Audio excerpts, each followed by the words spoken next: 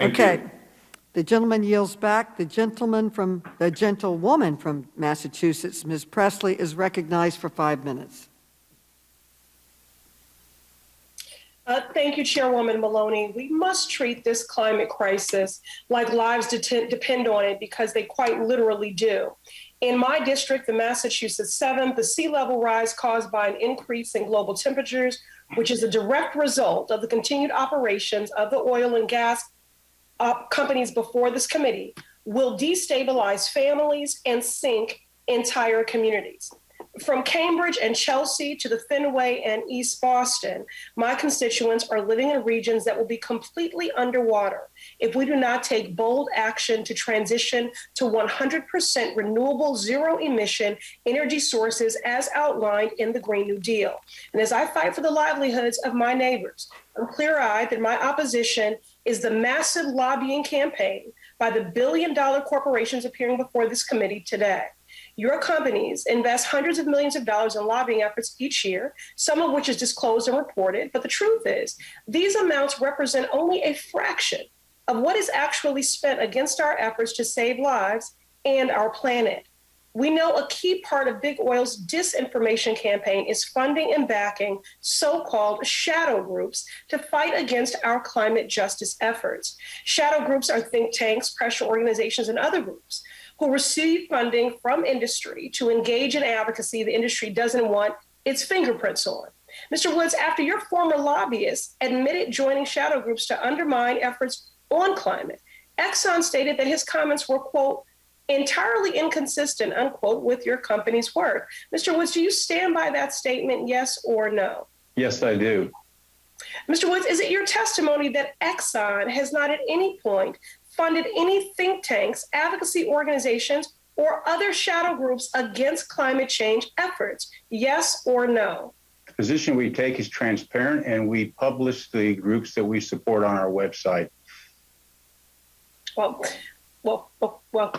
whatever your statements are now, I think, the truth is clear here that for years, Exxon has funded dozens of these shadow groups, like the Heartland Institute, for example, a leading climate science denial group, which has stated that global warming is actually good for the planet. Mr. Woods, do you commit right here to stop funding organizations that reject the science of climate change, yes or no?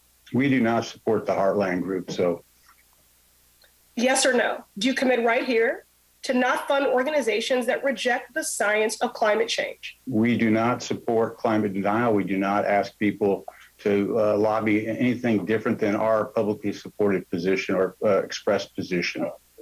With millions of dollars that are going to lobbyists, super PACs, and shadow groups, these corporations refuse to invest in their own workers to ensure they have a future in a renewable energy economy. A just transition from pollution-based profits to healthy green living means that no worker will be left behind. Mr. Woods, what percentage of ExxonMobil's annual revenue is being used to train your workers for jobs in renewable energy sectors? What percentage? We are focused on making sure that our workforce is capable of operating our current operations, and we are investing time and resources in developing new solutions. I'm going to reclaim my time since you weren't providing a percentage. So will you commit to providing this committee with the documentation to this answer? We'll work with you to give you what you need. All right. Mr. Worth, what percentage of Chevron annual revenue is being used to train your workers for jobs in renewable energy sectors?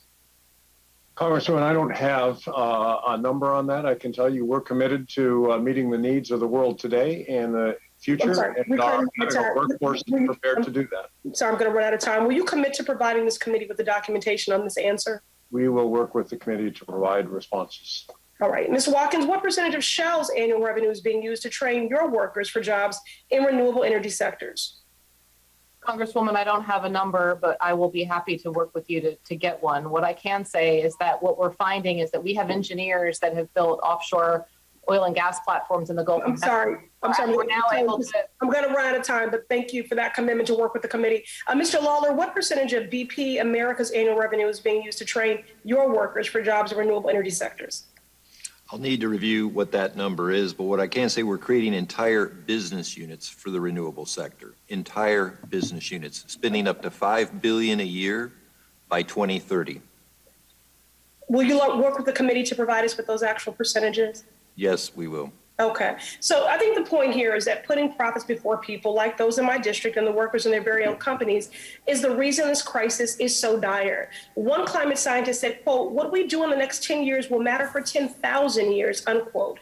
I believe that what we do in the next 10 days on infrastructure investments will be the true predictor of our planet's future. The Build Back Better Act is a climate justice bill and a workers' justice bill. We can and we must act with urgency. Thank you, and I yield back. Okay.